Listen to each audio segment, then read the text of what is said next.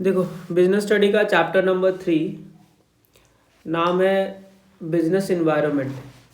ठीक है, इस वाले चैप्टर का आज हम लोग रिवीजन करेंगे। सबसे पहले समझते हैं बिजनेस इन्वायरमेंट का मतलब क्या होता है। देखो ध्यान से देखना, बिजनेस इन्वायरमेंट,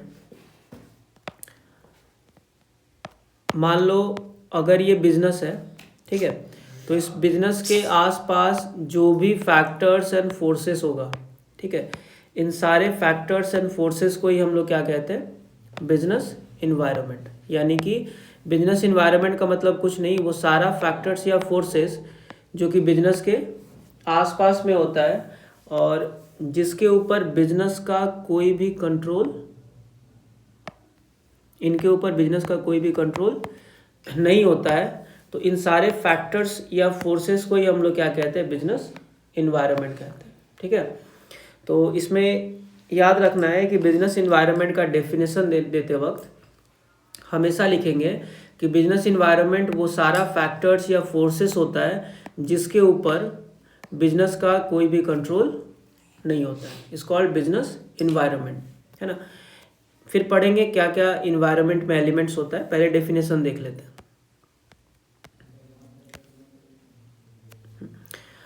देखो, the environment of any organization includes all the condition, events and influences that surround and affect it। मतलब बिजनेस के सराउंडिंग में, या डेफिनेशन हम लोग मेन चैप्टर से कर लेंगे, वो सारा का सारा फैक्टर्स एंड फोर्सेस आ जाएगा। प्रॉपर डेफिनेशन लिख सकते हैं हम लोग, business environment consist of all those factors and forces which are beyond the control of the business. जो बिजनेस के कंट्रोल के क्या है, बाहर है, और जो बिजनेस को इफेक्ट करता है यानी कि प्रभावित करता है। ठीक है, नेक्स्ट चले आते हैं हम लोग। Business environment can be classified into 2 major categories. 2 categories में डिवाइड कर सकते हैं, इकोनॉमिक और दूसरे वाले का क्या नाम है, नॉन इकोनॉमिक इन्वायरमेंट। ये इंपॉर्टेंट नहीं है, लेकिन यहाँ से पढ़ते हैं अब इम्पोर्टेंस, थोड़ा ध्यान से समझना। ये बिजनेस है और बिजनेस के इन्वायरमेंट में क्या क्या आता है, थोड़ा 1-2 का एग्जांपल लेते हैं। गवर्नमेंट बिजनेस इन्वायरमेंट का पार्ट है, ठीक है। सोसाइटी बिजनेस इन्वायरमेंट का पार्ट है ना। लॉ बिजनेस इन्वायरमेंट का पार्ट है। ये सारा का सारा फैक्टर्स क्या करता है, बिजनेस को इम्पैक्ट करता है, अफेक्ट करता है, प्रभावित करता है ना। तो इस इन्वायरमेंट का क्या इंपॉर्टेंस है, अगर तुम इस इन्वायरमेंट को अच्छे से समझ जाते हो, अगर मान लो तुमको पता है गवर्नमेंट फ्यूचर में क्या करने वाला है, तो उसके बेस में तुमको क्या क्या फायदा मिलेगा। तो बिजनेस इन्वायरमेंट का फायदा क्या है, देखो सबसे पहला एडवांटेज क्या बोला गया है, enables the firm to identify opportunities and getting first mover advantage. इससे तुमको फायदा मिलेगा कि अगर तुम इस इन्वायरमेंट को अच्छे से समझ जाओगे, तुम्हारे आसपास के सराउंडिंग को अच्छे से समझ जाओगे, तो तुमको जो है ना फर्स्ट मूवर का एडवांटेज मिलेगा। कौन सा वाला, फर्स्ट मूवर एडवांटेज। जैसे कि जो बताए थे ना, कार के केस में था ना कि पेट्रोल का प्राइस जब बढ़ गया तो मारुति क्या किया, अपना छोटा कार बना के रखा था, वो लॉन्च कर दिया। तो बिजनेस इन्वायरमेंट का अंडरस्टैंडिंग मदद करता है फर्स्ट मूवर एडवांटेज के लिए। किसके लिए, फर्स्ट मूवर एडवांटेजेस। ठीक है, चलो अगला है, helps the firm to identify the threat and early warning signal. Business environment firm को मदद करता है, किस लिए, कि फ्यूचर में अगर कोई थ्रेट आने वाला है, थ्रेट मतलब समझ रहे हो, थ्रेट अगर आने वाला है तो उसके बारे में तुमको पहले से पता चल जाएगा और तुम उससे बचने का क्या कर सकते हो, तैयारी कर सकते हो। क्योंकि तुम अगर पूरा आसपास गवर्नमेंट को देख रहे हो, गवर्नमेंट क्या बदलाव कर सकता है, तो तुम अच्छे से अंडरस्टैंडिंग कर पाओगे कि हाँ गवर्नमेंट अगर ये बदलाव करेगा तो मेरा ये मूवमेंट होगा। ठीक है, तो फ्यूचर में आने वाले थ्रेट्स को ये क्या करता है, रिड्यूस करने का कोशिश करता है। क्योंकि अगर फ्यूचर का थ्रेट के बारे में पहले से पता चलेगा तो क्या करोगे, तैयारी कर लोगे ना। जैसे तुमको पता चल गया कि तुम्हारे शहर में बाढ़ आने वाला है ना, तो क्या करोगे, फिर नाव वगैरह रेडी रखोगे तैरने के लिए, है ना, या फिर नहीं नहाए हो तो नहा लोगे, जो भी है। अच्छा, अगला एडवांटेज क्या आता है, helpful in tapping and assembling resources. मतलब समझो, टैपिंग एंड असेंबलिंग रिसोर्सेज का मतलब, मान लो कि तुम्हारा दुकान है शू बनाने का, क्या बनाने का, शूज़ बनाने का, और तुमको पता चला रेड कलर के शूज़ का डिमांड फ्यूचर में बहुत ज़्यादा होने वाला है। अब जो है तुम लोग 3 बिजनेसमैन हो, तुमको इसके बारे में अच्छे से अंडरस्टैंडिंग हो गया कि इस बार दुर्गा पूजा में कौन सा जूता बिकेगा, रेड कलर का। तो तुम क्या करोगे, जितना भी रेड कलर का प्रोडक्शन हो रहा है, रेड कलर जो है या रेड कलर का जो लेदर्स है, क्या करोगे तुम, मार्केट से सबसे पहले पूरा कलेक्ट करके रख लोगे, या मैक्सिमम पार्ट तुम कलेक्ट करके रख लोगे, ताकि इनके लिए कुछ ना तो बचेगा ना वो लोग बनाएगा, है ना। तो तुम्हारे लिए एक तरीके क्या हो गया, फायदा हो गया ना, कि तुम रिसोर्स को, रॉ मटेरियल्स को पहले ही उठा करके मार्केट से टैप करके परचेज करके रख सकते हो। Help to adjust and adopt with the rapid changes.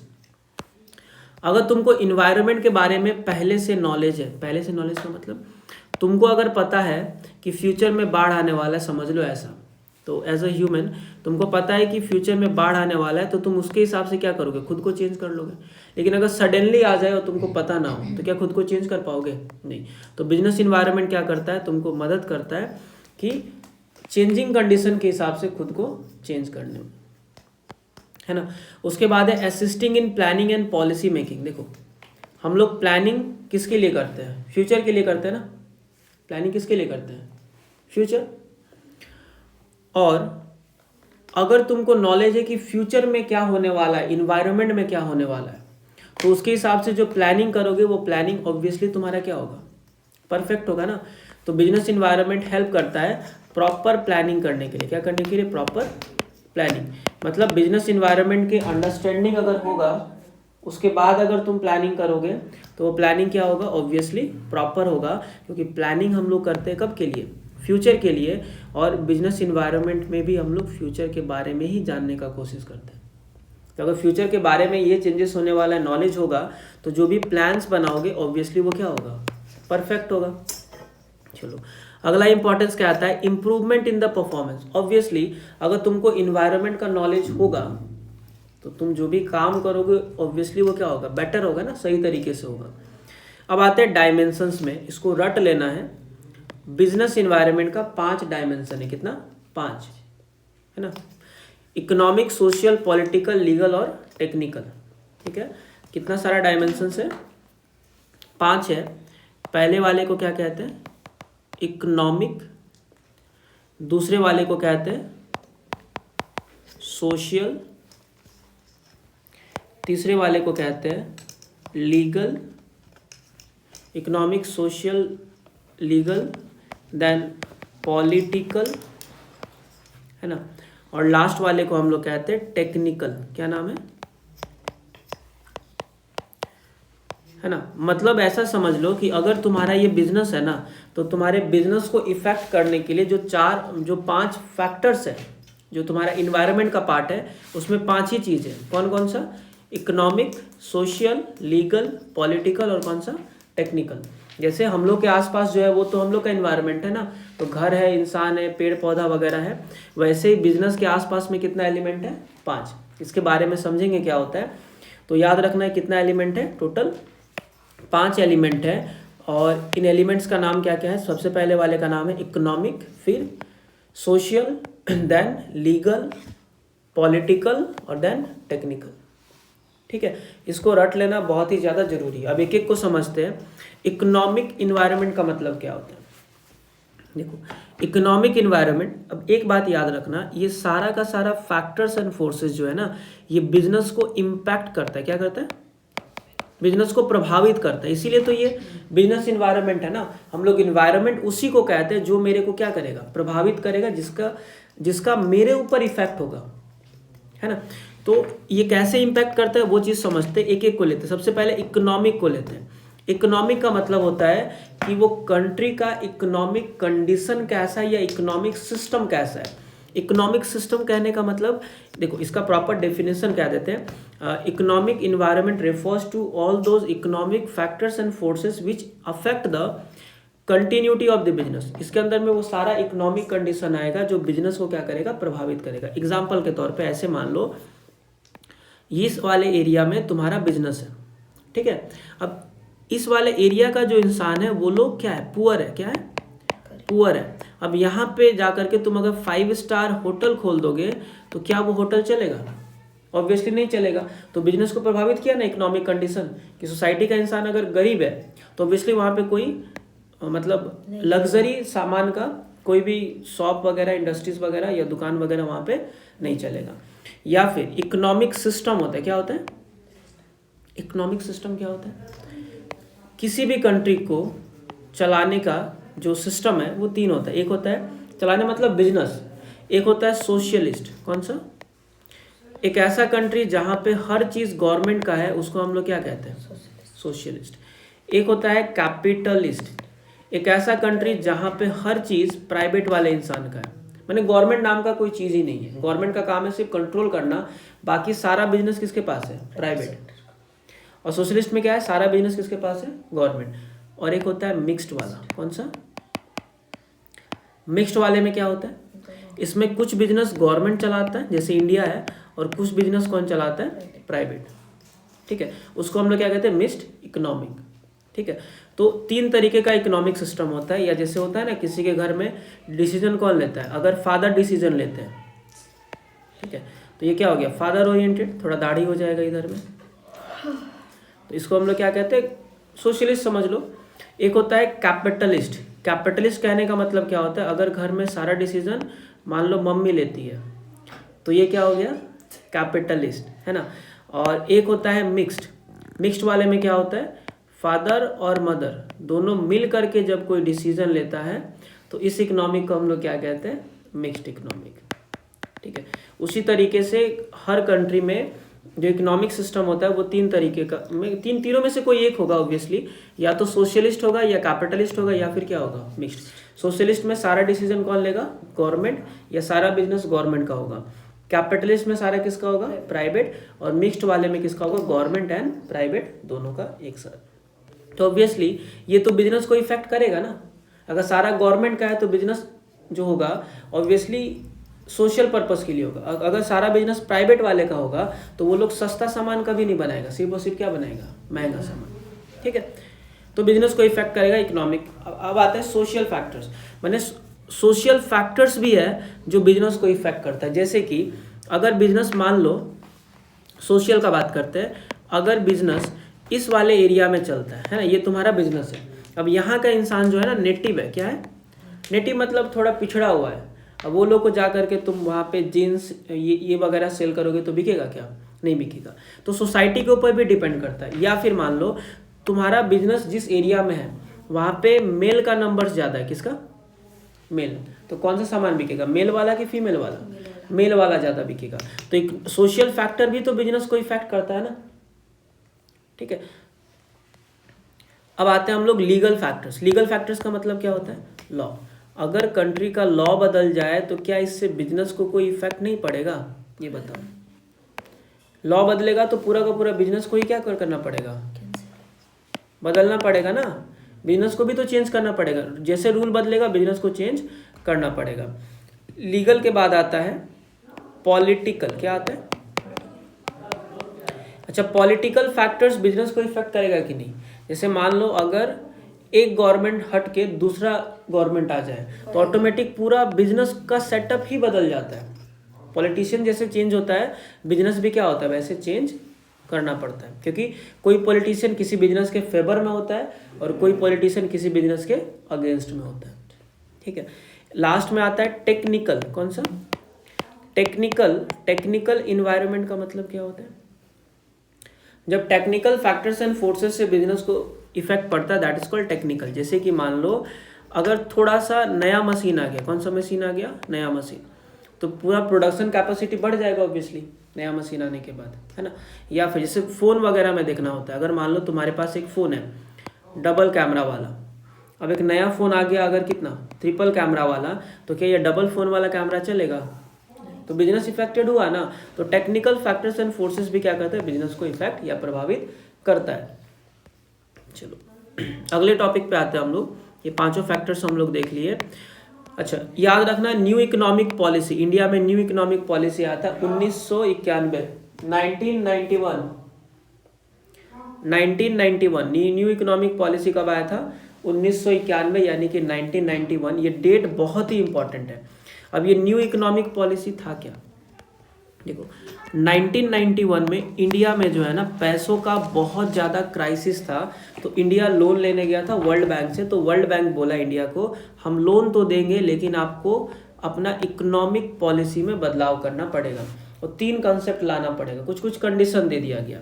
3 condition लाना पड़ेगा, लिबराइजेशन का, प्राइवेटाइजेशन का और क्या, ग्लोबलाइजेशन। ठीक है, अब ये है क्या, न्यू इकोनॉमिक पॉलिसी जो 1991 में आया था, इसके तहत 3 समझ लो, इसका मेन डिसीजन समझ लो, है ना। तो एक था लिबराइजेशन, एक प्राइवेटाइजेशन और एक क्या, ग्लोबलाइजेशन। मीनिंग क्या होता है? लिबराइजेशन का मतलब होता है, देखो 1991 से पहले, मान लो अगर ये इंडिया है और ये दूसरा कंट्री है, 1991 से पहले कोई भी दूसरा कंट्री इंडिया में आकर के सामान को बेच नहीं सकता था, या फिर इंडिया का आदमी दूसरा देश में सामान बेच नहीं सकता था। वो बेचने के लिए क्या चाहिए था? लाइसेंस। क्या चाहिए था? लाइसेंस। कोई भी तुमको इंडिया में भी दुकान खोलना है तो क्या लगेगा? लाइसेंस। लेकिन 1991 में लिबराइजेशन के तहत, लिबराइजेशन में लिबरल से आया हुआ है, लिबरल का मतलब होता है छूट देना। क्या करना? छूट। तो यहाँ से लाइसेंस को हटा दिया गया। किसको हटा दिया गया?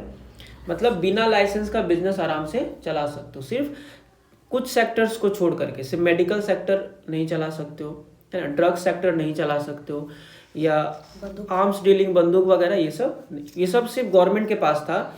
और बाकी सारा बिजनेस तुम क्या कर सकते हो? बिना लाइसेंस के चला सकते हो। तो ये आया था किसके तहत? लिबराइजेशन। एक क्वेश्चन आता है एग्जाम में कि लाइसेंस को हटा दिया गया था कौन से कंसेप्ट के तहत? तो याद रखना, लिबराइजेशन के तहत। फिर दूसरे वाले टर्म का नाम है प्राइवेटाइजेशन। पी का मतलब क्या होता है? प्राइवेटाइजेशन। अब प्राइवेटाइजेशन मतलब क्या? पहले इंडिया में सारा का सारा इंडस्ट्रीज, जैसे जितना बिजनेस तुमको दिखेगा ना, वो सारा का सारा पहले किसका था? गवर्नमेंट का था। किसका था? अगर कोई दुकान भी दिखेगा तुमको गवर्नमेंट का ही दिखेगा, है ना। कोई फैक्ट्री भी है तो किसका है? गवर्नमेंट का है। लेकिन 1991 में प्राइवेटाइजेशन कंसेप्ट के तहत गवर्नमेंट को ये बोला गया कि ये जो आपका है, जिसमें सब जो गवर्नमेंट का है, किसका है? गवर्नमेंट। ये वाला आप लोग ना रख करके किसको बेच दीजिए? प्राइवेट वाले इंसानों को बेच दीजिए। That is called privatisation.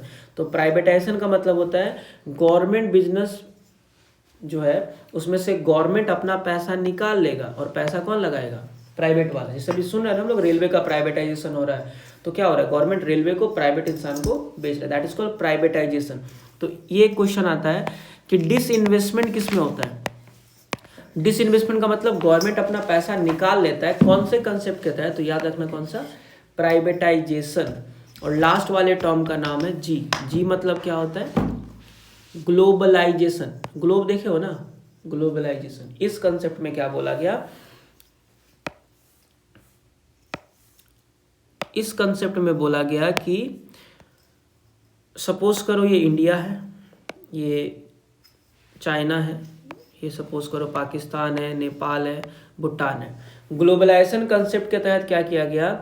पूरे वर्ल्ड को, सारे कंट्रीज को एक मार्केट में कन्वर्ट कर दिया। माने किसी भी कंट्री में कोई डिफरेंस नहीं, कहीं का भी इंसान जाके कहीं भी सामान को बेच सकता है। तो पूरे वर्ल्ड को एक मार्केट में कन्वर्ट करना क्या कहलाता है? ग्लोबलाइजेशन। क्या? ग्लोबलाइजेशन। तो देखो यहाँ पे डेफिनेशन दिया हुआ है प्रॉपर, हम एक बार इसको रीड कर देते हैं। देखो क्या बोला गया, रेड पेन का यूज करेंगे। देखो liberalisation refers to removal of restriction and strict rules. Restriction and rules को हटा देना क्या था? लिबराइजेशन, जिसमें लाइसेंस वगैरह को हटा दिया गया था। प्राइवेटाइजेशन का मतलब क्या होता है? Giving more resource in the hands of the private sector. ज़्यादा रिसोर्सेज, ज़्यादा बिजनेस किसको हाथों में दे देना? प्राइवेट वाले का। और globalisation refers to integration of activity of whole world. पूरे वर्ल्ड के एक्टिविटी को एक साथ क्या कर देना? मिला देना, यानी कि पूरे वर्ल्ड को एक मार्केट में कन्वर्ट कर देना। लास्ट टॉपिक है impact of change in economic policy in the business और effect of liberalisation, privatisation and globalisation. थोड़ा ध्यान देना।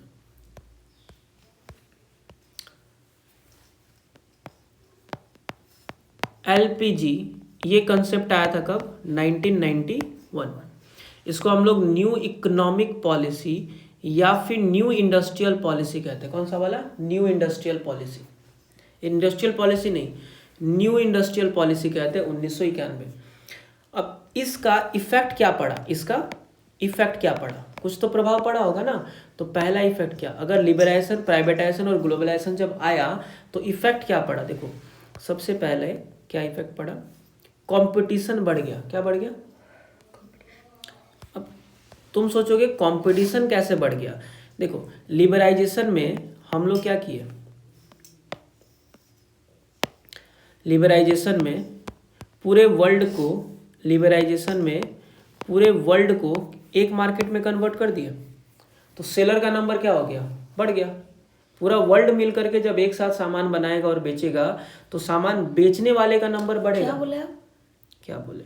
मान लो कि गौशाला मोड़ में एक तो छोला भटूरा का दुकान, वही बताया लिबरलाइजेशन में ऐड हो गया बोला था सारा कंट्री, ग्लोबलाइजेशन में। ठीक, तो देखो ग्लोबलाइजेशन में क्या हुआ, सारा कंट्रीज मिल करके एक मार्केट में जब कन्वर्ट हो गया तो सेलर का नंबर क्या हो गया? बढ़ गया। तो सेलर का नंबर जैसे ही बढ़ गया ऑटोमेटिक उनके बीच में क्या इंक्रीज हो जाएगा? कंपटीशन।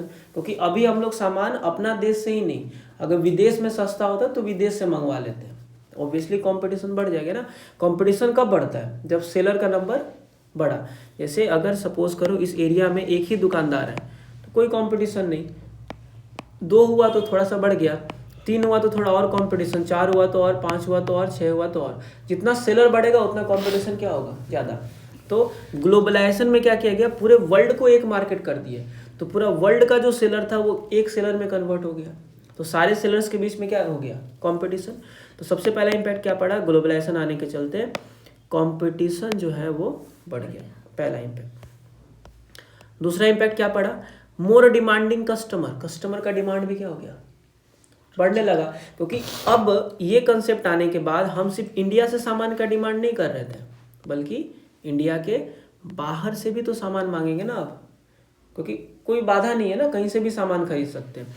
तो अब इसलिए कस्टमर का डिमांड जो है, कस्टमर का जो डिमांड है वो क्या होने लगा? इंक्रीज हो गया। क्योंकि अब अपना देश से ही नहीं, दूसरा देश से भी हम लोग सामान को बाई करने लगे। टेक्नोलॉजी में चेंजेस क्या होने लगा? स्पीड में। पता है क्यों? क्योंकि टेक्नोलॉजी में इसीलिए बदलाव होने लगा कि क्योंकि जैसे कंपटीशन बढ़ा, क्या बढ़ा? कंपटीशन।